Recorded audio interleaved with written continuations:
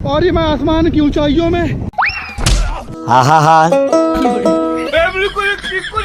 প্রয়োজনে ফখরুল সাহেবের বাসায় গিয়ে উঠবো। আজরাইল কি চিনে না? মানে ওদের মারা তো যেমন তেমন, এর তো নিজেরই অবস্থা খারাপ হয়ে গেছে, আর এদিকে এরা তো হাঁসের তামাশা দেখতেছিল।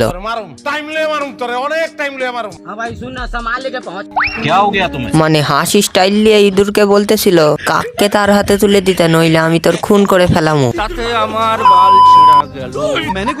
যাই হোক, এই বলদ এবার কাককে ডাকে। আমার আসল পরিচয় পাইলে তুই খারায় মুইতা দিবি, বহনের টাইম পাবি না। হাঁস এবার কাককে ভুট্টার লোভ দেখিয়ে বলে ইঁদুরকে সে যদি মেরে ফেলে তাহলে তাকে ভুট্টার ক্ষেত দিয়ে দিবে। তুমি কি পাগল হইলে না মাথা খারাপ? তোর বাবা পাগল, তোর ছেলে পাগল, তোর নাতি পাগল। মান্দার পোলা। सिंघम के जंगल से बचना ये इम्पॉसिबल, बोले तो ये इम्पॉसिबल आज हो जाएगा।